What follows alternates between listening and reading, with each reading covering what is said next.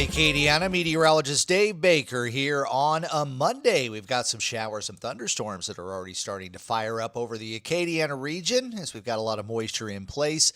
And over the next couple of days, I think those rain chances are going to be picking up as the moisture pools ahead of a cold front that's going to come in later this week and kind of calm things down just in time for the weekend. Let's get started here. We've got, again, a thunderstorm in the vicinity, some light rain coming down over at the Lafayette Regional Airport. Temperature there 84 degrees. It feels more like 90 with the dew point running at 72, humidity at 67%. Winds are very light out of the southeast, so it's pretty juicy out there on this Monday afternoon. You can see on our traffic cams, we got the rain coming down in Breaux Bridge and Henderson, but then you don't have any worries there as you get closer to Lafayette, Louisiana Avenue, and the I-10, I-49 exchange looking okay. And the farther west and north you go, the less rain we're looking at least at this point.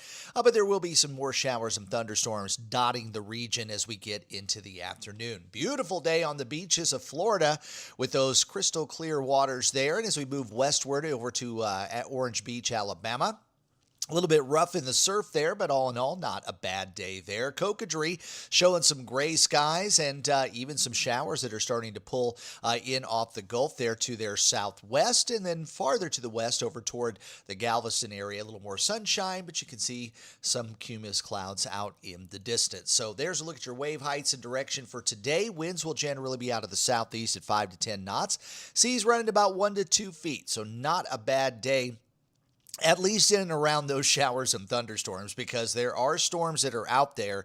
And as we look at the radar, you can see that we got some decent rains over parts of St. Martin and into portions of St. Landry Parish. Now, everything's kind of drifting off toward the northeast, and I think the bulk of the rainfall this time around is going to kind of be over the basin areas this time around. A little bit less as you go out this way, a little bit less as you go back toward the north. But we may see some scattered showers and thunderstorms in and around the region that could affect your day, especially this afternoon as the kids are getting out of school and most folks are starting to head home from work. Then out to the north, still have a kind of a short wave that's moving eastward.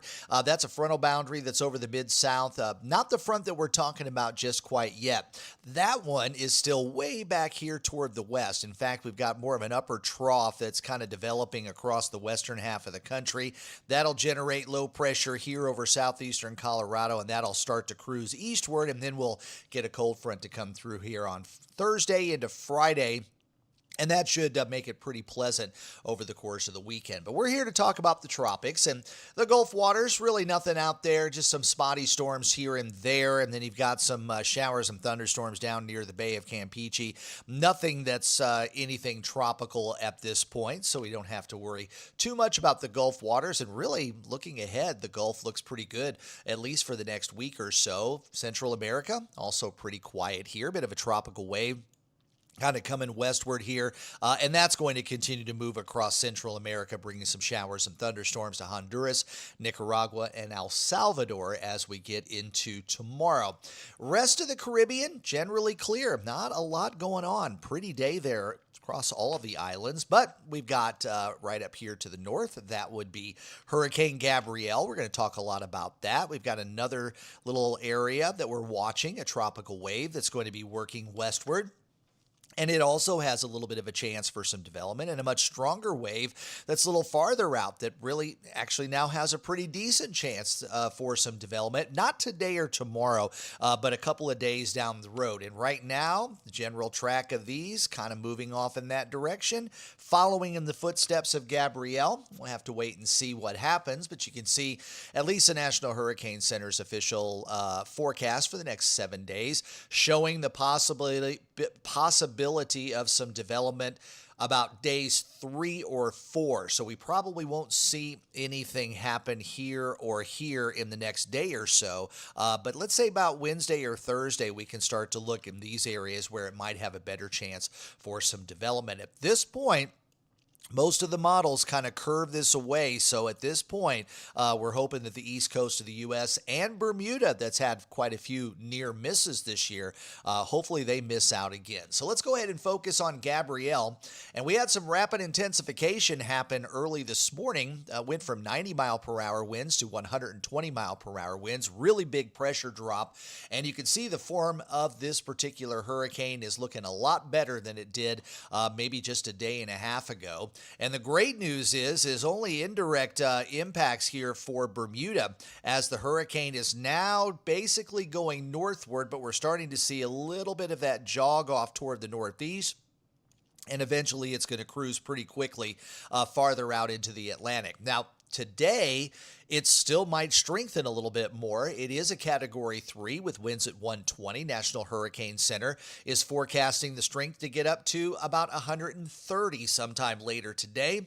It may stay a major hurricane through Tuesday, and then after that, it's going to be hitting a little bit more wind shear and some colder waters, and it'll eventually lose its tropical characteristics sometime on Thursday.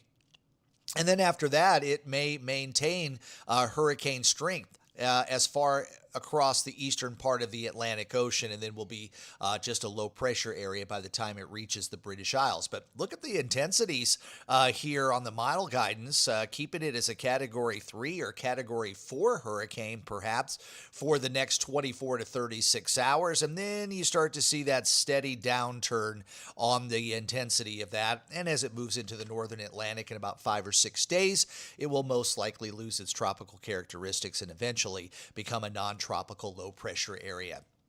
Confidence is pretty high that it's going to take this track. When you see spaghetti models like this with everything on top of each other like that, that is a high confidence forecast that that is what is going to happen here over the next several days. So wanted to kind of show you some of the ensembles, and I know this is a huge mess, but we're watching not only Gabrielle, which is here, and so most of the little model lines that are associated with Gabrielle are kind of in the middle of that, moving off toward the northeast. But we're a little more focused on a couple of these other tropical waves that are out in the Atlantic. And it is showing maybe a few lows kind of curving its way there. This one kind of pulling more in the direction of where Gabrielle went. So there is a possibility that we could see one or perhaps two new tropical systems coming up down the road. And then there you go. You see Gabrielle, you see what might be another one of those tropical waves, maybe another tropical wave kind of coming in that direction. But going back and forth, I just wanted you to take one good look. Really, the Gulf waters, for the most part, stay very quiet. Might suggest a little bit of a low down here in the Bay of Campeche, but between the Euro and the GFS, there's really not a lot to talk about when it comes to the Gulf waters. And of course, we love to see that, especially as we start to round out the month of September. October, we still need to keep our guard up for most of the month, but once we get into November, we're usually in pretty good shape here along the northern Gulf Coast. So can we get through a hurricane season without any tropical systems coming into the Gulf waters? That would be really something to see. There is a lot of shear over the Gulf waters, so again, everything's closed for now, for right here. You've got Gabrielle that it does have some wind shear in its path. Might be running in tandem with some of the lower wind shear for a couple of days before it kind of gets fizzled out here in the middle part of the Atlantic. But as long as these lower areas of wind shear kind of stick around over the northern Caribbean islands or perhaps over toward the Bahamas, these other couple of tropical waves out here might have a little better chance for some development again a couple of days down the road as it moves into the western part of the Atlantic Ocean. The water temperatures are still pretty high. They are a little cooler right along the Atlantic coast, but all in all, everything can still support tropical development. And with those other couple of waves and Hurricane Gabrielle, I'm sorry about that. I don't know why I put Aaron on there, but that should be Gabrielle. We'll go ahead and cross that out. But Hurricane Gabrielle is going to turn toward the northeast. So let's just kind of get in to some of the different computer models, and we'll start with the Euro model first. And what this is going to show us is just that one solution. It's not like the ensemble models that show you a whole bunch of what ifs that we showed you before. But as we advance this, you can go ahead and see that Hurricane Gabrielle is moving away. And by the time we get into Thursday and Friday, it will be quickly being caught up by a big trough and sliding off toward the northeast. Then as you get into Friday, you start to see a little bit of a low pressure area. Sorry, I didn't want to do that there, but go ahead and circle this on the other one that we have here. I'll figure out how to do this real quick. There we go. So the areas we're looking at is right about there. So that's our next system that does have the potential for some development maybe toward the end of the week. And then it just kind of slides around. And it also looks like this, I just did it again, another low that's over here near the Bahamas. So you got those two tropical waves, one there and one about right in there right now. So that's this one, and that's this one right there. So that's what we're going to be watching after Gabrielle kind of moves away. Then, as we go through time, you see a deep trough kind of coming off the east coast of the U.S., and that should hopefully pick this up and move it farther out to sea. And as we go into beyond day 10, even though we are starting to see a little bit more development here, most likely this is going to get picked up and thrown back out into the middle part of the Atlantic Ocean. So at this point, we're not looking at anything coming toward the Gulf waters. Let's go ahead and grab the GFS real quick. Hurricane Gabrielle making its way into the Atlantic. You got one little wave here. That might be the Leeward Islands low that may work its way toward the Bahamas and then kind of turn off toward the north. Now, this GFS does bring it pretty close to the east coast, but you see it gets caught up in that trough and pretty quickly moves off to the east. So with the GFS, we're probably going to see some changes here over the next couple of days. Hopefully the trough will beat it to the punch and shove it back out. And then as we go out beyond 10 days, you see there's at least a little bit more action maybe in the Western Caribbean or perhaps the western part of the Atlantic. Again, that's going out beyond that 10-day period.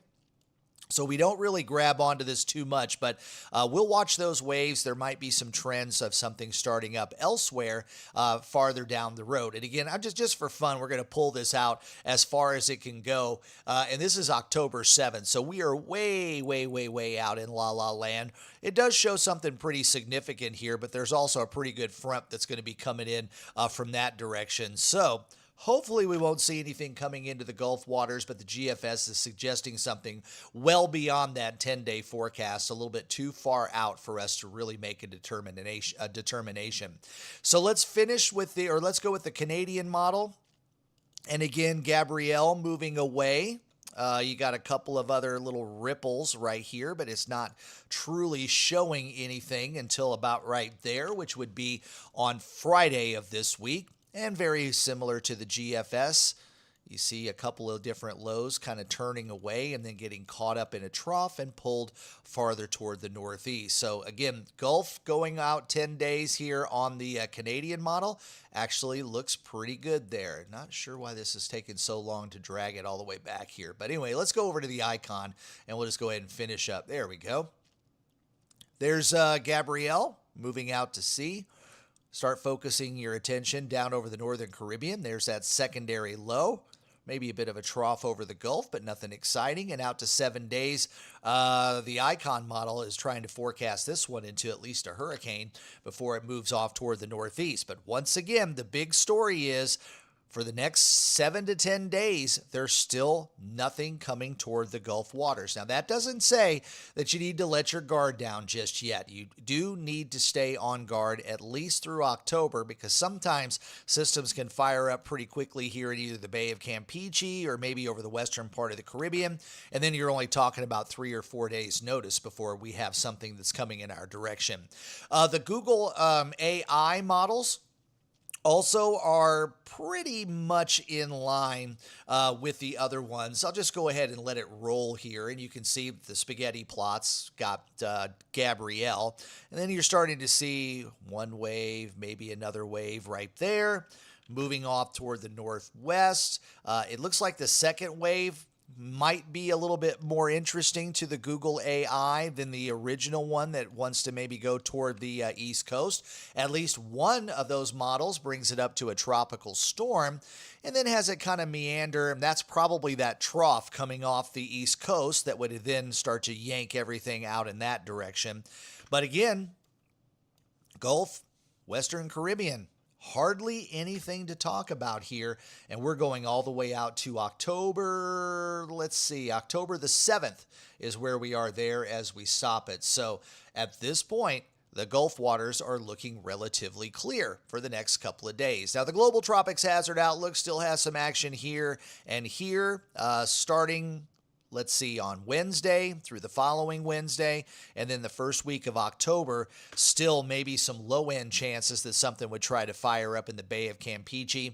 And the Euro tropical cyclone strike probabilities, now this can be anything from a Category 5 hurricane all the way down to a tropical storm. And obviously, there's a 100% chance that we'll see a tropical system here in this particular area, which we already have. That's Gabrielle.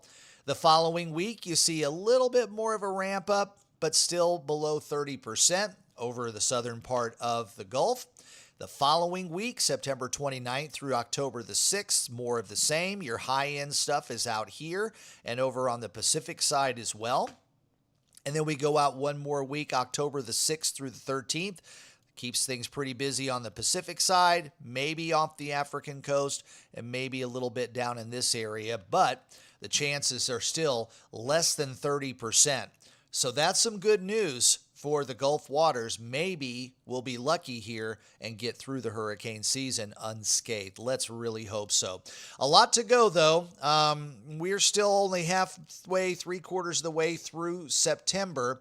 And if you go, let's say, halfway through the month of October, you see how much higher that activity is, even compared to the middle part of August.